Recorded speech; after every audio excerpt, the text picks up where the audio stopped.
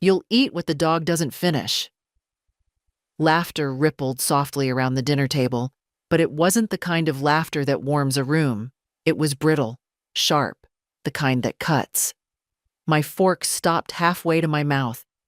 For a heartbeat, the words just hung there in the air, shimmering like heat over asphalt. I looked at my daughter-in-law, Lauren, her smile tight and eyes glinting with the satisfaction of someone who thought she'd scored the perfect joke. She was carving into her steak, thick, juicy, marbled, just right. The kind of steak I'd bought dozens of times for this family. The family I had helped keep afloat when Daniel lost his job. The family whose children I'd raised so they could work late. The family for whom I had been nothing less than a walking safety net for over a decade. But now, at 73, I was apparently fit to eat a scrap no better than the family dog's leftovers. A younger me might have laughed it off, pretending the sting wasn't real. Or maybe smiled politely, swallowing the hurt alongside cold roast potatoes. But tonight, something inside me refused. The comment didn't just land.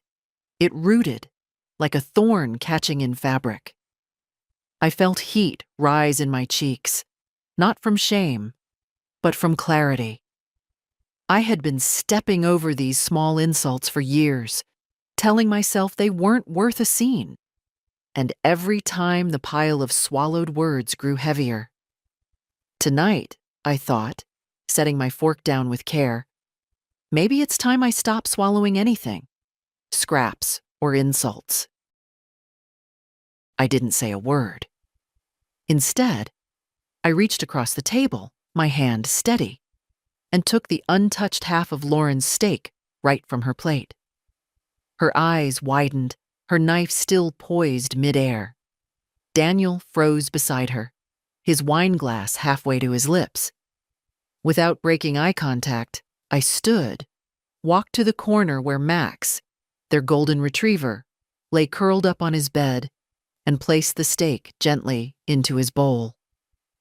Max blinked at me in happy confusion, sniffed the meat, and began eating with a loud, wet enthusiasm that filled the sudden silence. When I returned to my seat, the air was thick enough to cut with the knife Lauren was still gripping. "Well," I said calmly, reaching for my water, "I suppose now we'll both find out how much the dog leaves me." A choked laugh escaped from the far end of the table. My granddaughter Claire. She quickly covered her mouth, but not before I caught the flash of admiration in her eyes. Lauren's face flushed a deep crimson. "That was a joke," she managed to say, her voice brittle. "I know," I replied evenly, cutting into my own potato. "So was mine." Nobody spoke for the rest of the meal. Only the scrape of cutlery and Max's happy chewing filled the room. But under the table, Claire's foot found mine, giving it the smallest, most deliberate squeeze. And in that quiet moment, I knew she understood exactly what had just shifted. I washed my hands slowly after dinner, letting the warm water run over my knuckles. From the kitchen window, I could see Daniel loading dishes into the dishwasher, while Lauren dried them with jerky, irritated movements. They didn't speak to each other, not really, but their silence was charged, as if my small act at the table had been an earthquake neither of them had prepared for. I dried my hands, hung the towel neatly on its hook, and sat back down at the table where my coffee cup still waited. I wasn't in a hurry to leave, not yet. Let them feel the weight of my presence, the same way I'd felt the weight of theirs all these years. Except mine had been heavy with obligation, theirs with quiet judgment. As I stirred the coffee, I let my mind drift back. There had been a time when this kitchen, their kitchen, had felt like an extension of my own. A time when I'd arrive at dawn to make breakfast for the children, so Daniel and Lauren could sleep in after late work shifts. When I'd spend my own pension on school uniforms, piano lessons, orthodontics, and vacations, I wasn't even invited to join. Back then, I didn't think of it as sacrifice. I thought of it as love, the natural duty of a mother and grandmother. After all, Daniel was my only child.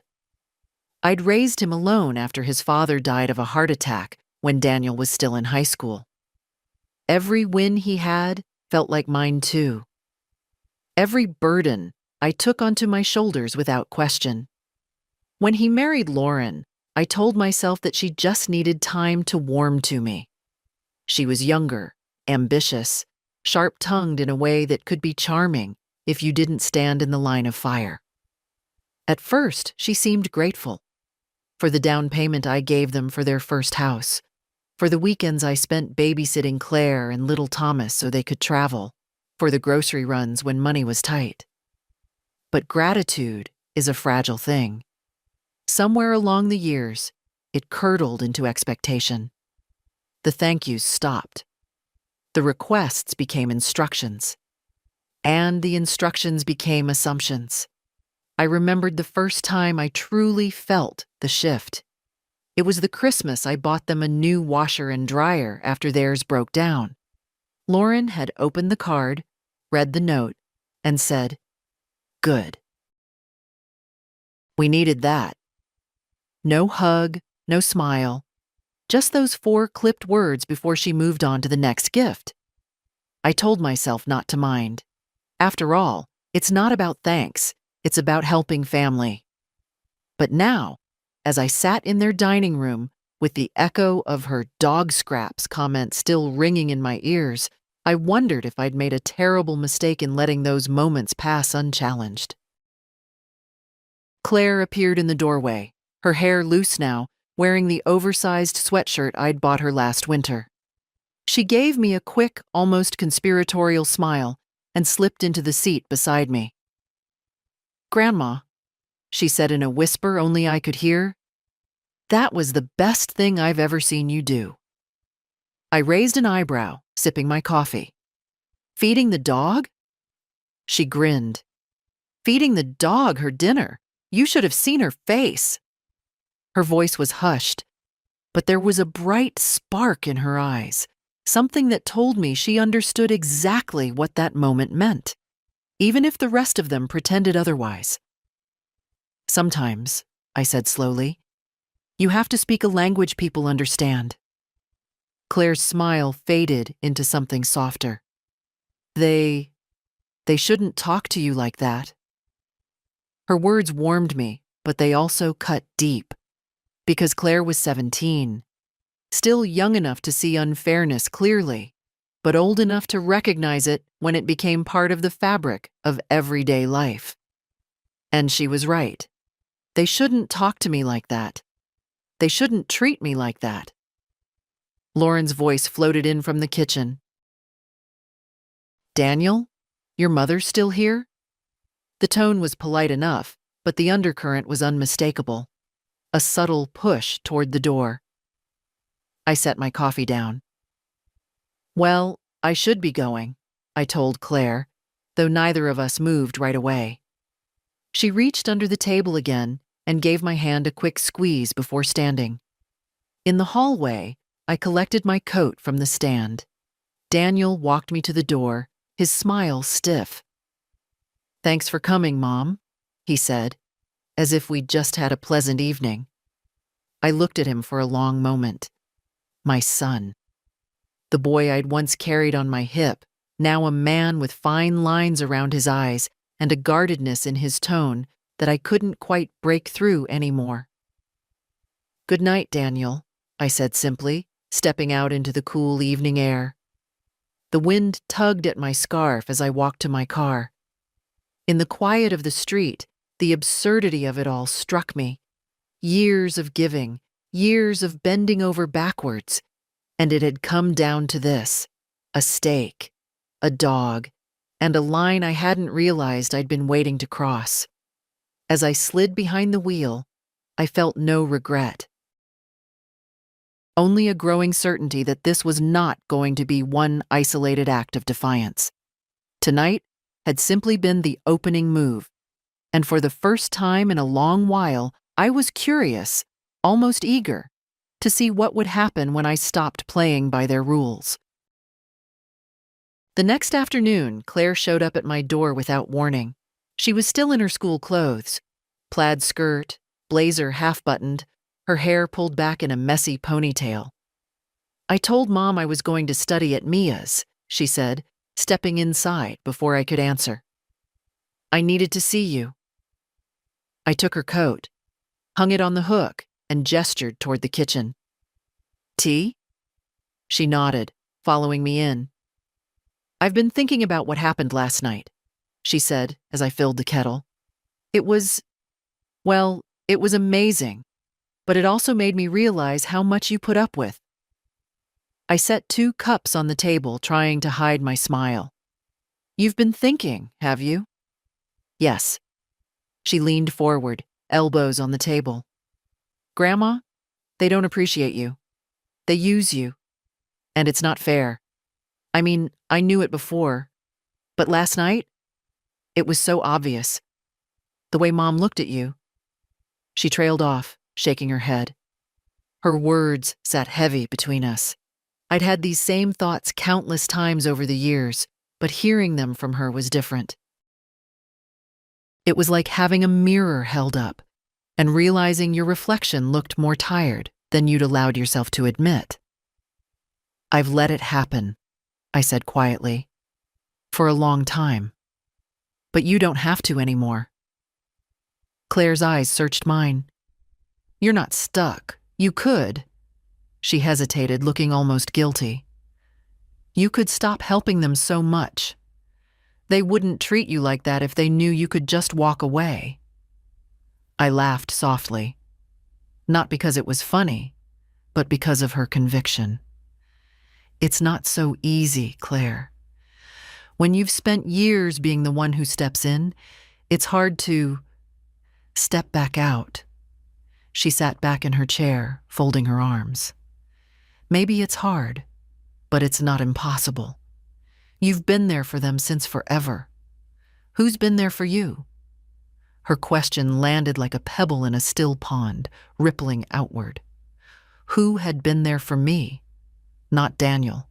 Not in any real, emotional way. Not Lauren. Not even Thomas, though he was still young enough to be excused from such responsibility. "I guess," I said slowly, "the answer is you." Claire smiled faintly. "Then maybe it's time you start thinking about yourself." "Because they're not going to." The kettle whistled, and I poured the water into our cups. I watched the steam curl upward, disappearing into the air. Like so many years I'd poured into that household, vanishing without acknowledgement. We talked for another hour about her classes, her plans after graduation, the part-time job she was hoping to get at the local bookstore. But the undercurrent of the conversation never shifted.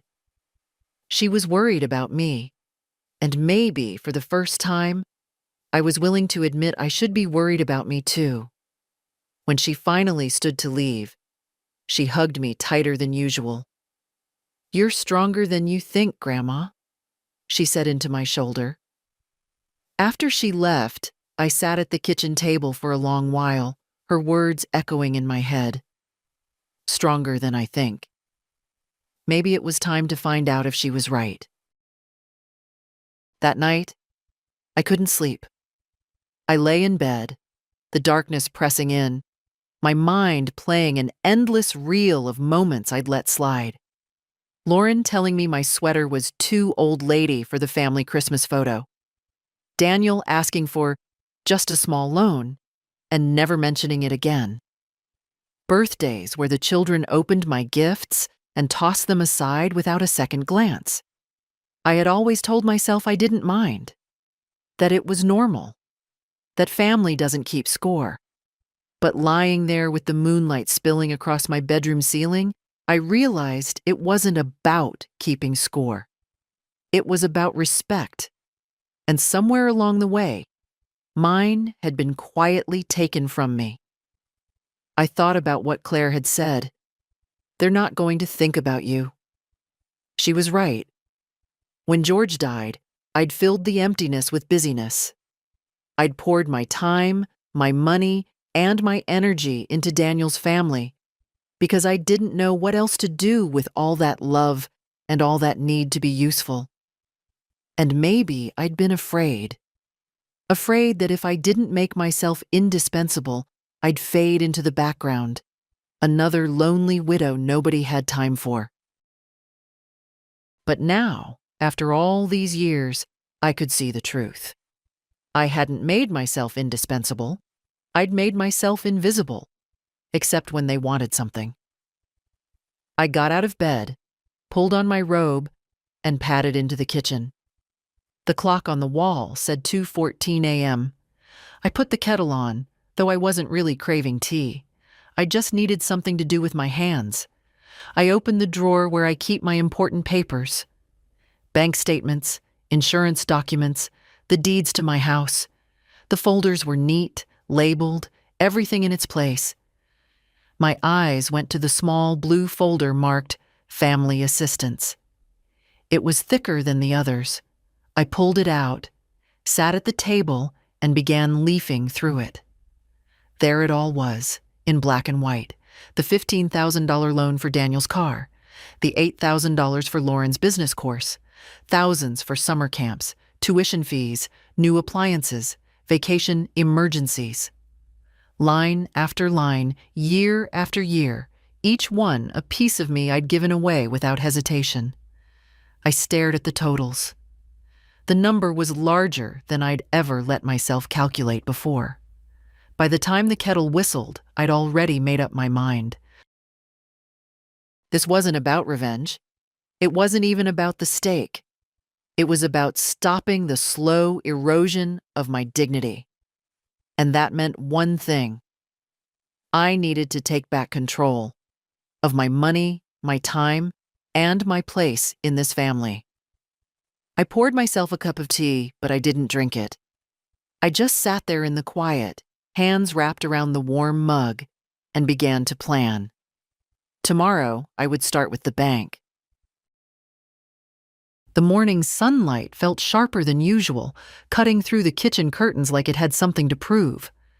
I'd barely slept, but I was more awake than I'd been in months. I dressed deliberately. Navy slacks, a crisp blouse, the sensible leather shoes I'd worn to George's retirement party years ago. Clothes that made me feel steady. I ate a light breakfast, not because I was hungry, but because I needed the ritual of it. At 9 o'clock sharp, I walked into the downtown branch of the bank I'd been using since Daniel was born. It was the same one where George and I had opened our first joint account, where we'd deposited paychecks and withdrawn cash for family vacations. But this time, my business was entirely my own. A young man in a suit greeted me at the door. "Good morning, Mrs. Lawrence. How can I help you today?" "I'd like to speak with a personal banker," I said. My voice sounded calm, almost too calm. "It's about my accounts." Within minutes, I was seated in a private office across from a woman in her 40s named Valerie, whose tidy bun and polite smile told me she'd seen every kind of request, though perhaps not quite this one. "How can I assist you today?" she asked, hands poised over her keyboard. "I want to cancel all automatic transfers to my son Daniel's account," I said. "And I want to revoke the joint access he has to my savings." Her fingers hesitated over the keys. "All transfers?" "Yes, every single one. And I want that access removed today, if possible." Valerie blinked but didn't question me. "I can certainly help with that. There will be some forms to sign, and I'll need to verify which accounts have linked permissions." I opened my bag and took out the blue folder I'd studied last night. "I've listed them all for you," I said, sliding the paper across the desk. "And there are no exceptions." As Valerie reviewed the list, I felt a strange sensation. Not guilt, not even anger, but a kind of release, like setting down a bag I'd been carrying so long I'd forgotten its weight. "These are significant amounts," she remarked, scanning the page. "Some of them monthly, some quarterly. Are you certain you want to stop all of them at once?" "I've never been more certain of anything in my life," I said. We went through each account one by one: mortgage assistance, tuition payments, car insurance, credit card balances. I initialed and signed where needed, the black ink bold against the paper. When we finished, Valerie printed confirmation copies for me to keep. "All linked access has been removed," she said. "The transfers are canceled. There may be 1 or 2 payments already in processing, but nothing further will go out after today." I slipped the papers back into my folder, then looked her in the eye. "Thank you. I'd also like to open a new account, a trust account, in my granddaughter Claire's name. I'll be the trustee until she turns 25. This time, Valerie's smile seemed warmer. "Of course." "That's a wonderful idea." We spent the next 30 minutes setting up the account, arranging it so that the funds were protected from any outside claims, including family. I transferred a considerable sum, more than enough to cover Claire's education and give her a safe start in life. By the time I stepped out into the mid-morning air, I felt lighter, though the sun was no softer. It struck me that this was the first financial decision I'd made in years that was entirely about me, or about someone I truly wanted to help without obligation or strings attached. My phone buzzed in my bag. Daniel's name flashed on the screen. I let it ring until it went to voicemail. A minute later, it buzzed again, this time a text. "Mom, the bank says there's a problem with the transfers. Call me ASAP." I slipped the phone back into my bag and kept walking toward the bus stop. Let him figure it out. This morning, I'd taken back something far more valuable than money, and I wasn't about to give it up again. From the bank, I walked straight to the office of Peter Hanley, the attorney who had handled my will for the past 15 years. The brass plaque on the door looked the same as it always had, but I felt different as I reached for the handle. Peter greeted me warmly, his sandy hair now streaked with silver. "Marianne," he said, taking my hand, "it's been too long. How are you?" "I've been better," I admitted, "but I'm about to get better still." He raised an eyebrow and gestured for me to sit. "Sounds like we have business to discuss." I set my folder on his desk. "I want to make changes to my will, significant ones, and I'd like to establish a living trust for my granddaughter Claire." Peter leaned back in his chair, fingers steepled. "All right. Let's start with the will. What do you have in mind?" "Daniel and his wife will no longer be my primary beneficiaries," I said plainly.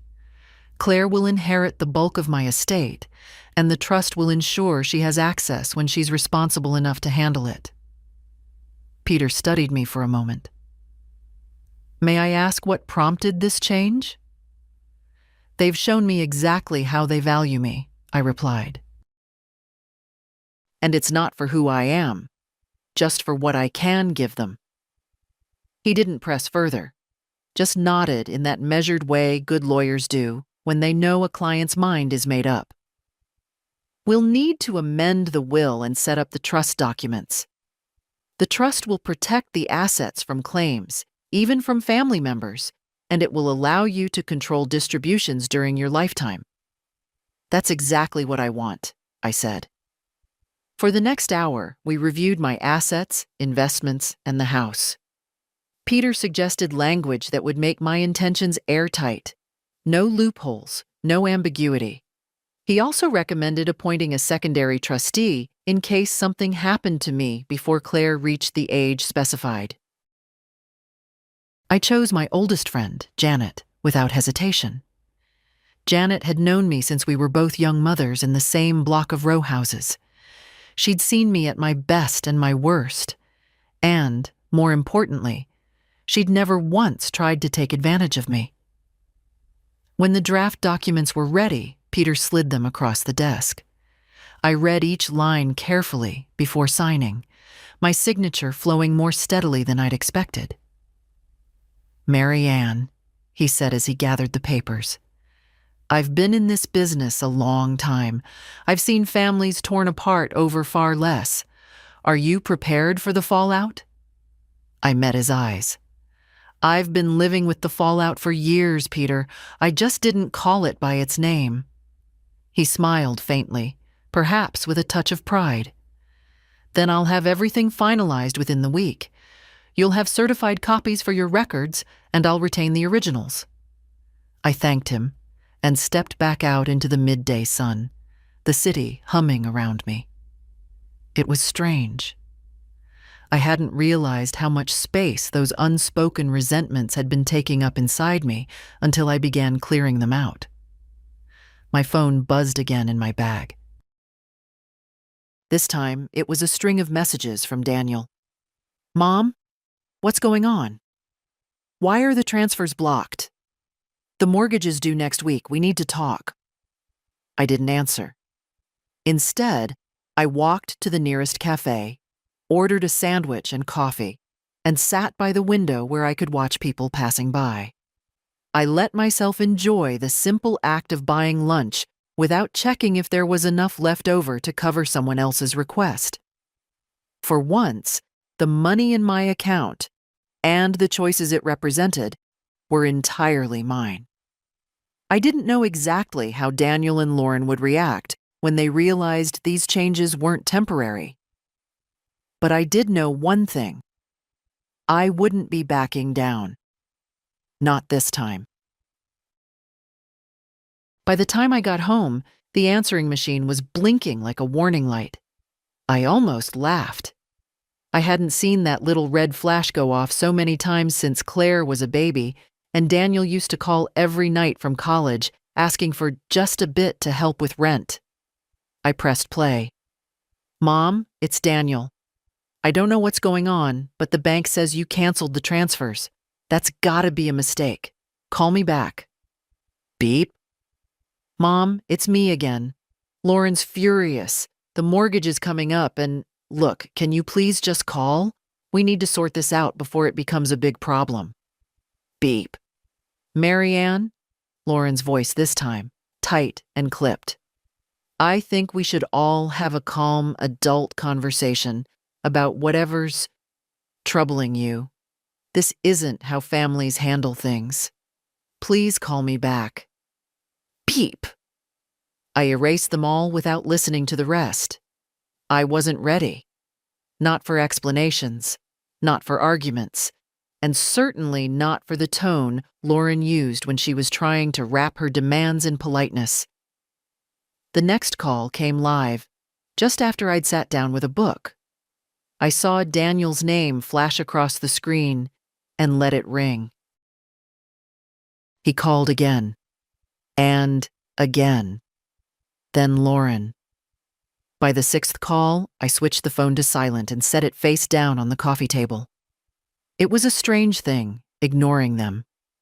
For years, their calls, whether to check in or to request something, had felt like obligations I couldn't refuse. A reflex to pick up, to say yes, to rearrange my day to fit their needs. But now, the space between the rings felt like breathing room I hadn't known I was missing. Around 7, the phone buzzed with a text from Claire. "Grandma, Mom, and Dad are losing it. What happened? They won't tell me anything except that you've done something drastic. Are you okay?" I stared at the message for a while before typing back. "I'm fine, dear. I'll explain soon." For now, don't get pulled into their drama. Focus on your homework. Within seconds, she replied, "Okay, just wanted to check on you. Love you." It was the only message that made me smile that day. The next morning, I found Lauren's car parked in front of my house.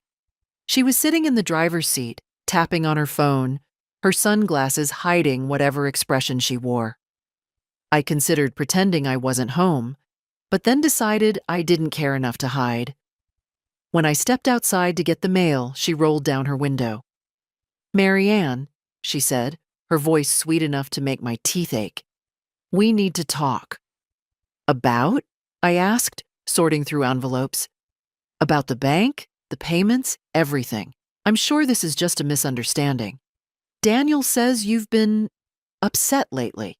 If something's bothering you, we can work it out. But cutting us off without a word, that's not fair." I looked at her over the edge of the electric bill in my hand. "Lauren, I've been more than fair. For years." Her lips pressed into a thin line. "You're making things harder than they need to be." I almost laughed. "Funny, I was thinking the same about you." Her sunglasses tilted slightly, like she was studying me for cracks. "Daniel's under a lot of stress right now. The mortgage." "The mortgage," I interrupted, "is yours. So are the cars, the vacations, and the dinners out. I'm done funding your lifestyle." Her mouth opened as if to protest, but I'd already turned toward my front door. "I have things to do," I said over my shoulder. "Drive safe." I shut the door before she could answer. For a long moment, I leaned against it, listening to the quiet tick of the clock in the hallway. My heart was beating faster than I wanted to admit, but it wasn't from fear. It was from the rush of finally saying no, and meaning it. Through the front window, I watched Lauren's car linger for another minute before pulling away. The phone would ring again, the texts would keep coming, and sooner or later, Daniel himself would show up. But when he did, I would be ready. Because for the first time in years, I wasn't standing on the defensive. I was standing on my own ground. Daniel didn't wait long to make his move. It was late Saturday morning, and I'd just finished tidying up the kitchen when I heard the crunch of tires on my driveway. I peeked through the curtains, Daniel's SUV. He was alone. That, in itself, was unusual. Lauren preferred to be part of any important discussion, especially if it involved money. He didn't bother knocking gently. 3 sharp raps rattled the door, followed by his voice. "Mom, it's me. We need to talk." I took my time, walking to the door as if I hadn't been standing there already. When I opened it, he stood there with his hands shoved in his jacket pockets, his expression a mix of irritation and forced concern. "Can I come in?" he asked. "You can," I said, stepping aside. "Whether you should is another matter." He frowned but entered, glancing around as if expecting the place to look different, as if cutting him off financially would somehow redecorate my living room. "All right," he began, dropping into the armchair without being invited. "What's going on? The bank says you canceled all the transfers. Our mortgage payment bounced yesterday." "I had to move money around to cover it." "Then I suppose it's good you had money to move around," I said, settling onto the sofa. He exhaled sharply. "Mom, come on. If you were upset about something, you could have told me. This drastic stunt doesn't help anyone." "It helps me," I said evenly. "It helps me remember that I am not your safety net, your emergency fund, or your automatic teller machine." His jaw tightened. "This is about the other night, isn't it?" Lauren's comment. "She was joking, Mom." I let out a quiet laugh. "If it were just one night, Daniel, you might be right. But it's not. It's years of being treated like my worth is measured only by what I can give you. Years of disrespect." some subtle, some not. That dinner was simply the last straw. He shifted uncomfortably in the chair. You're blowing this out of proportion. We've always appreciated what you've done for us. Have you? I asked, leaning forward. When was the last time you called me just to ask how I was? Not because you needed something. Not because a payment was due. Just because you cared. He opened his mouth, then closed it again. I watched the flicker of defensiveness cross his face, followed by the telltale look of someone searching for a safe answer and not finding one.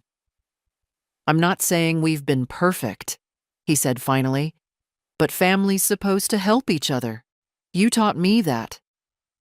And I'm still willing to help when it's needed, I said. But needed doesn't mean bailing you out every month because you can't live within your means. It doesn't mean paying for luxuries while I'm told to be more frugal with my own needs. He rubbed his face with both hands. This is going to put us in a tough spot, Mom. We've got obligations. So do I cut in. Obligations to myself, to my peace of mind.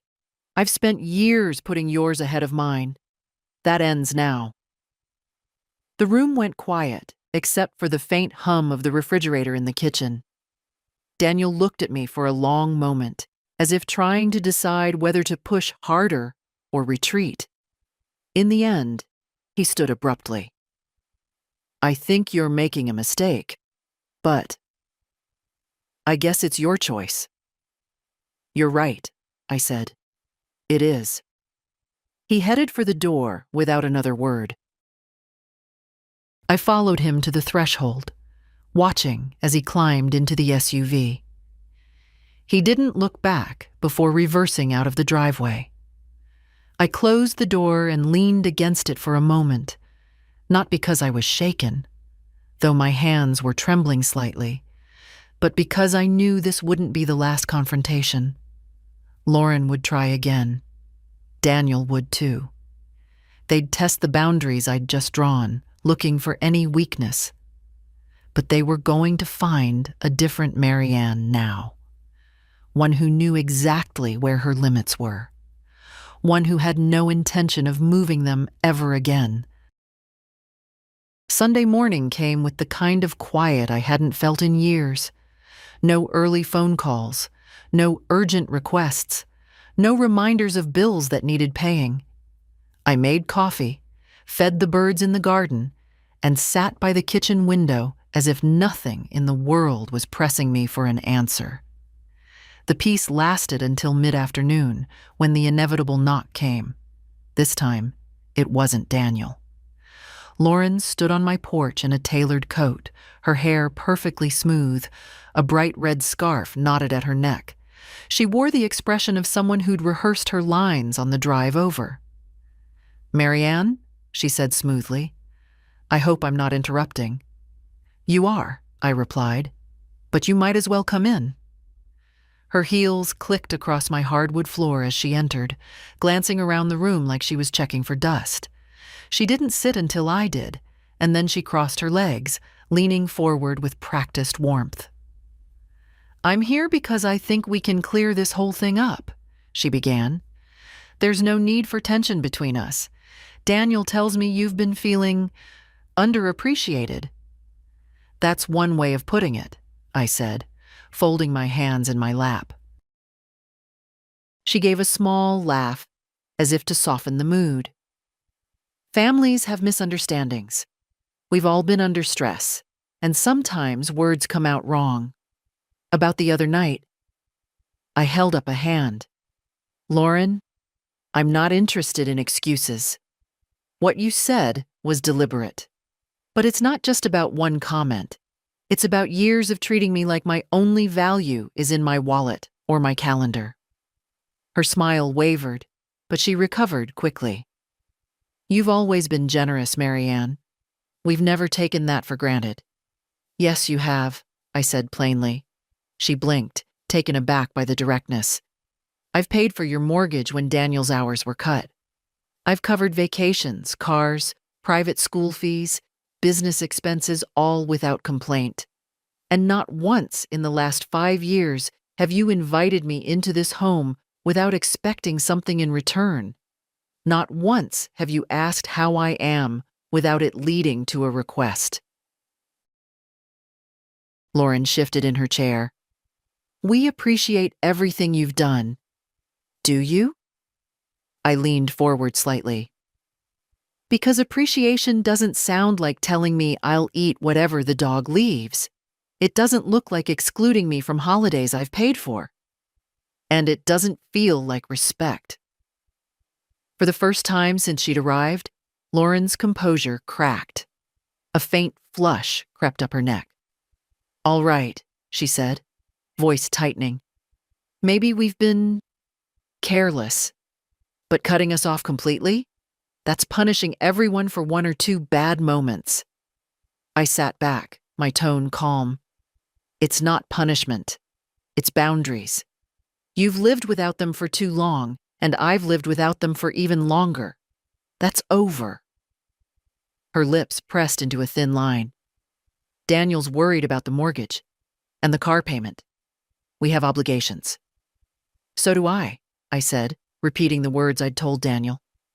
Obligations to myself, and I'm finally honoring them. We sat in silence for a moment, the ticking of the clock in the hallway filling the space. Lauren uncrossed and recrossed her legs, clearly realizing her usual tactics weren't working. Think about it, she said at last, rising to her feet. Don't make a decision you can't take back. I stood too, walking her to the door. I already have. She paused on the threshold, as if hoping for a last-second change of heart. I gave her none. When the door shut behind her, I didn't feel triumphant, just steady. That conversation hadn't been about winning. It had been about making it clear that the rules had changed, and no amount of charm or pressure was going to change them back. I knew this wasn't the end. If anything, it was the midpoint of a battle I hadn't planned for, but was now fully prepared to fight. And for the first time in a long while, I felt like I was the one holding the ground. By Monday morning, the family rumor mill was in full spin. I found out when my old friend Janet called, her voice brimming with that mix of concern and barely concealed curiosity only a lifelong friend can get away with. Marianne, I just ran into your cousin Ruth at the market, she said without preamble. She tells me Daniel and Lauren are telling people you've lost your temper and cut them off over a misunderstanding. I let out a dry laugh. Is that what they're calling it? That's the polite version, Janet replied. Ruth hinted they're making it sound like you're being irrational, that you're, and I quote, not yourself lately. I shook my head, even though she couldn't see it. No, Janet. I'm more myself than I've been in years. Her voice softened. I figured as much. I told Ruth she'd be smart to keep her opinions to herself unless she knows the whole story. But you know how family gossip works. They'll turn this into something it's not. I'm counting on it, I said. It'll keep them talking and away from my doorstep, at least for a little while. We chatted a bit longer, and after I hung up, I couldn't help but think about how quickly they'd shifted the narrative. It was almost impressive. In less than a week, I'd gone from generous matriarch to cold-hearted villain in their version of events. Later that day, I stopped by the grocery store. In the produce aisle, I caught sight of Lauren's sister, Patricia. We'd never been close, but she'd always been civil. Today, though, her greeting was cool, her smile thin. Heard you've been making waves, she said, plucking a bag of apples from the display. I suppose you could call it that, I replied. She gave a little shrug. Family drama isn't my business, but you know how it looks when you pull the rug out from under your own son. I met her gaze evenly. If you're going to judge, Patricia, at least judge the whole picture, not just the frame they've handed you. She didn't have much to say after that. When I got home, there was a message from Claire waiting on my phone. Grandma, people are talking. Mom's making it sound like you had some kind of breakdown. I know it's not true, but just warning you. I sat down and typed back. Let them talk, sweetheart. Truth doesn't need to shout to be heard. Claire's reply came almost instantly. Still, I'm proud of you. That evening, Janet came over with a pie. Blueberry, my favorite. We settled in at the kitchen table like we had hundreds of times before. So, she said between bites, what's your plan if they keep trying to twist the story? I don't need a plan, I said. They can say what they like. The people who matter will either know the truth or take the time to find it. The rest, well, their opinions aren't my problem anymore. Janet studied me for a moment. You sound lighter. I am, I admitted. Do you know what it feels like to stop waiting for someone else's gratitude? To finally realize you don't need their approval to breathe? She smiled. Sounds like freedom to me. We spent the next hour talking about ordinary things. The weather, the garden, the latest mystery novel she was reading. And somewhere in that normal conversation, I felt the tight knot in my chest loosen just a little more. I knew the gossip would continue. I knew there'd be more attempts to fix me, more half-hearted reconciliations that were really about regaining access to what I'd taken away. But I also knew I had crossed a line I would never step back over. Let them talk. Let them speculate. I was finally living on my own terms, and I intended to keep it that way. By midweek, the whispers had turned into little storms that drifted through the family tree. You could almost feel them gathering weight, circling around me without ever landing directly. The way people talk when they want you to hear, but don't have the courage to say it to your face.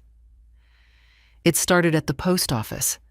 I was in line to send a package to Claire, a small box of books I thought she'd enjoy, when I noticed a woman a few steps ahead turning to glance at me. She was one of Daniel's cousins by marriage, though I couldn't recall her name. She whispered something to the man beside her, and they both gave me that look. A mix of pity and judgment. At the hardware store later, I ran into Henry, an old neighbor who'd once borrowed my ladder and kept it for 6 months. He gave me a half smile. Heard there's trouble in paradise, he said, as if expecting me to confirm some juicy detail. There's no trouble, I replied, reaching for the light bulbs I needed. Just me finally using my own front door instead of letting everyone walk through it without knocking. He chuckled awkwardly, clearly unsure if I was joking. I wasn't. But the clearest sign of the rumors came that evening when Claire called. Her voice was low, as if she were afraid someone might overhear.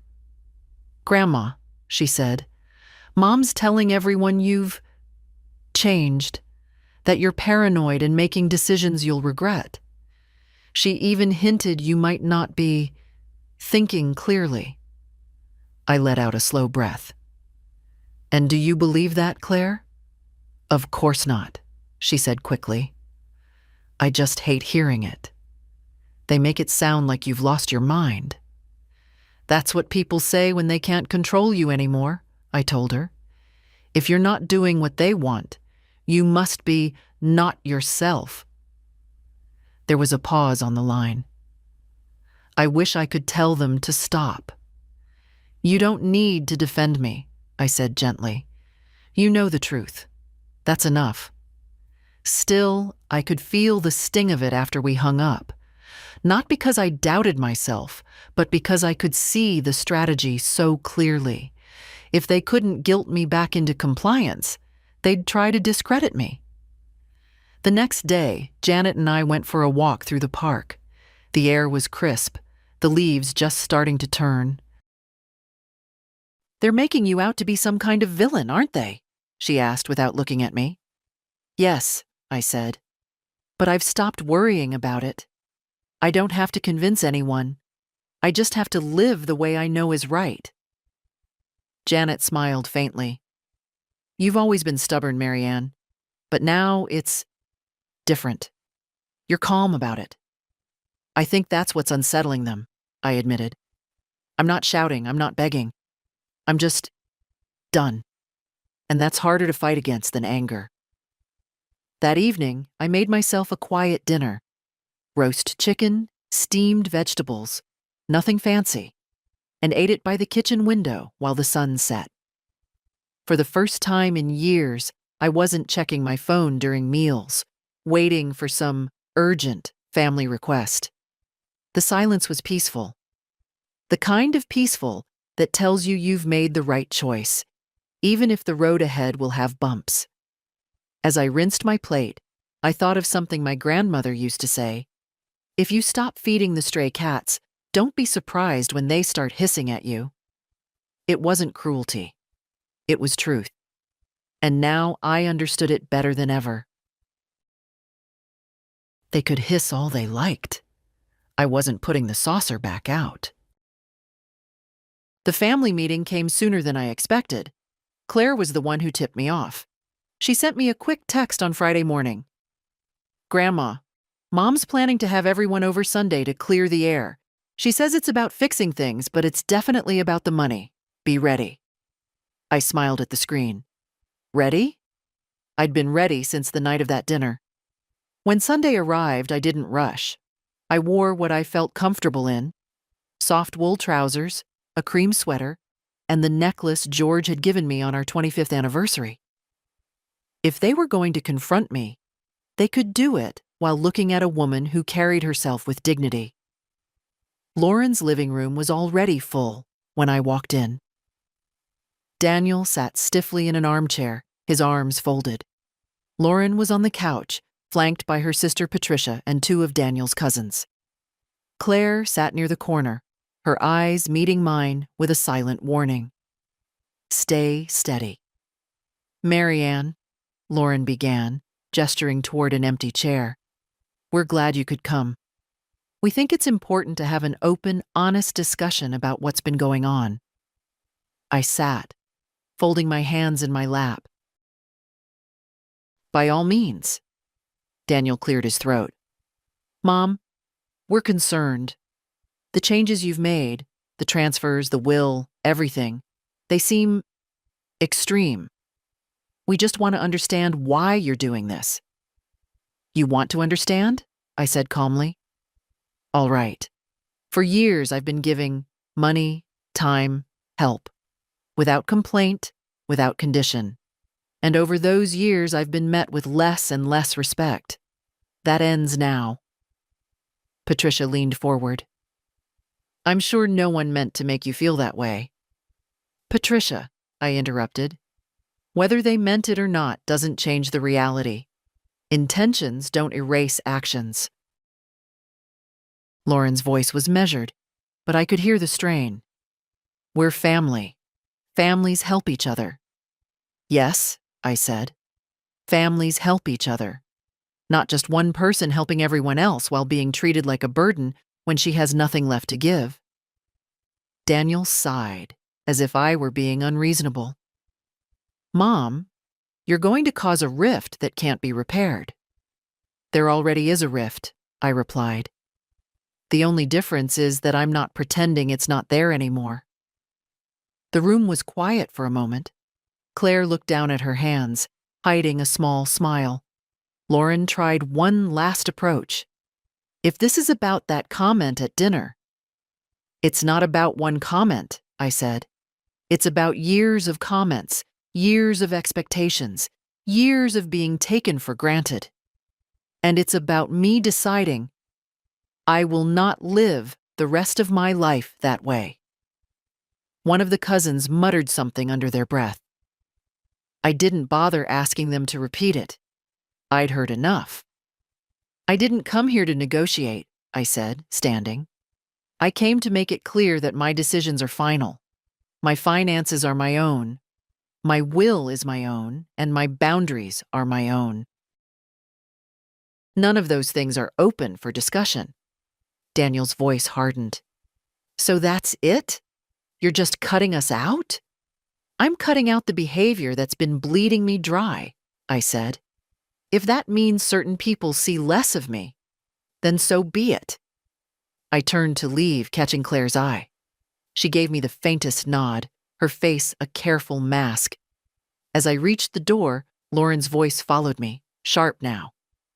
You're making a huge mistake, Marianne. One day, you'll regret this. I paused with my hand on the knob. No, I said quietly. I regret waiting this long.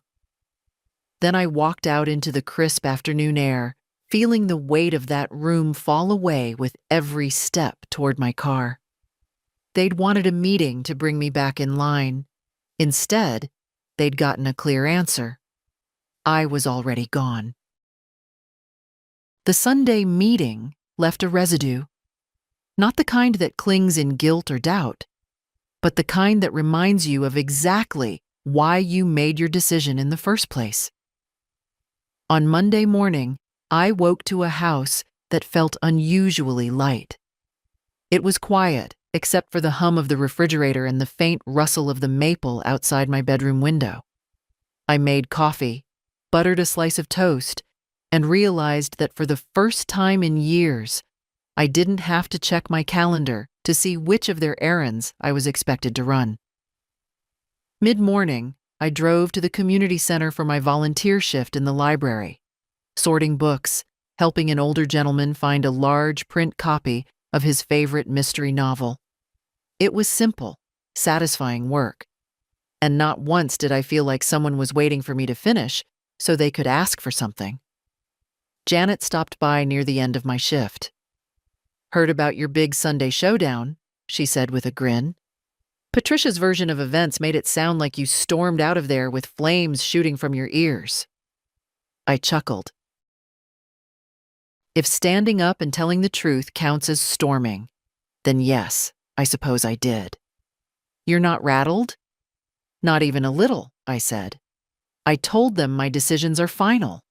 Whether they believe me or not isn't my concern. When I got home, I found a small envelope wedged into my mailbox. No return address. Inside was a handwritten note in Claire's familiar script. Proud of you. Don't let them wear you down. Dinner soon, my treat. I smiled so wide my cheeks hurt. It wasn't the money, though I knew dinner on her would probably mean a modest cafe. It was the intent. She understood that this was about more than finances. It was about self-respect. That evening, I treated myself to a long bath, the kind where you let the water go tepid before finally stepping out. I put on fresh pajamas, brewed a cup of chamomile tea, and sat in my favorite chair by the window. The phone rang twice. Daniel, both times.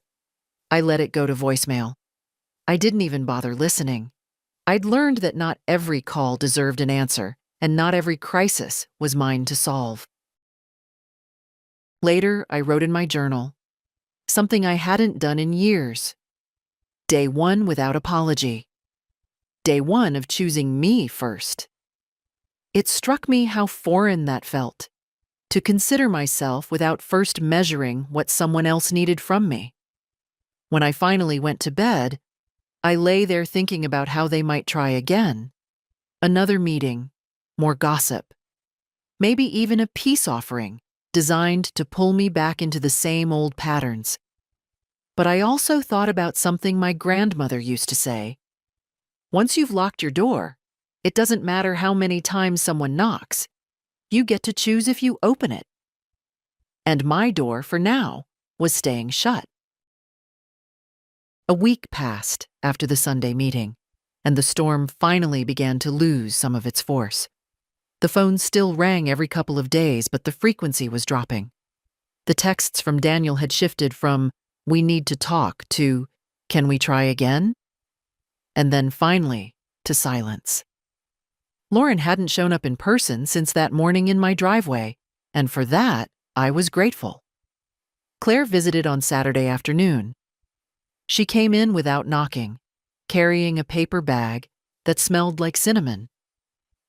"From that bakery you like," she said, pulling out 2 still warm apple turnovers.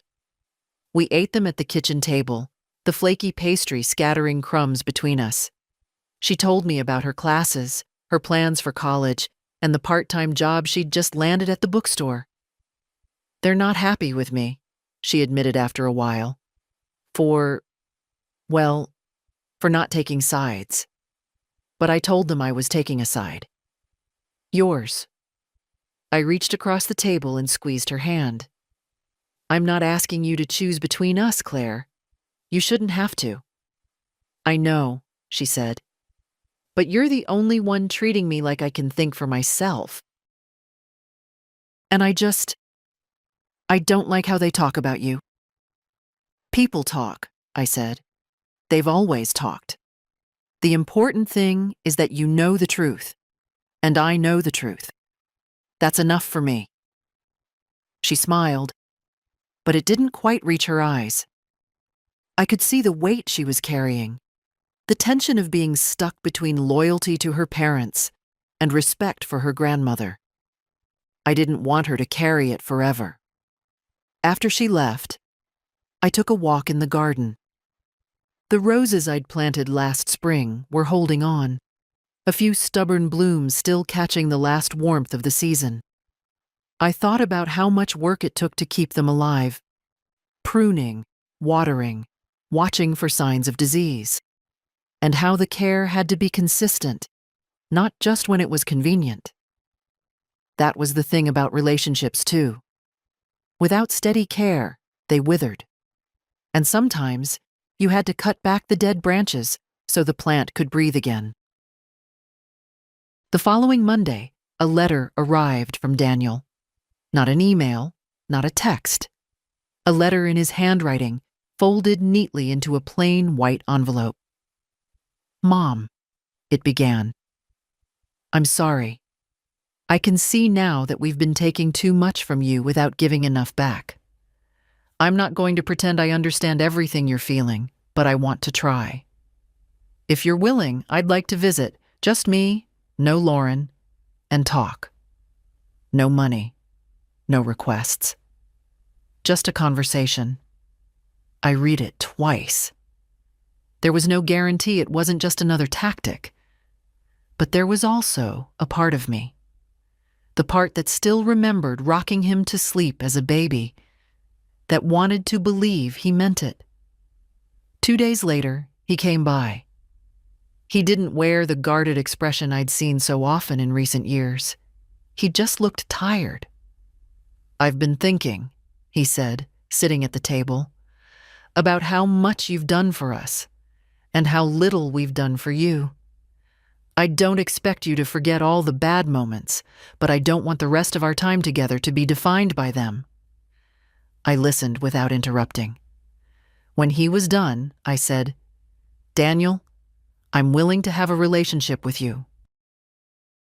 But it has to be on different terms. My boundaries aren't going to vanish because we share blood. If you can respect them, we can move forward. If not, then we'll keep our distance." He nodded slowly. "I can try." "Trying is a start," I said. We talked for an hour, about his work, the kids, even a little about George. There were no requests, no veiled hints, just words, tentative but honest. When he left, I stood at the window and watched him drive away. I didn't know if the change would last, but I knew one thing. I had reclaimed my place in my own life. And as I turned back toward the quiet of my home, I thought about how many years I'd lived waiting for permission to stand up for myself. Now I didn't wait. I stood. I stayed standing. And I intended to keep it that way for however many years I had left.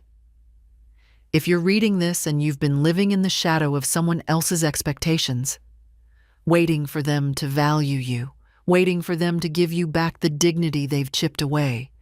Stop waiting. Step forward. It's your life. You get to live it on your terms.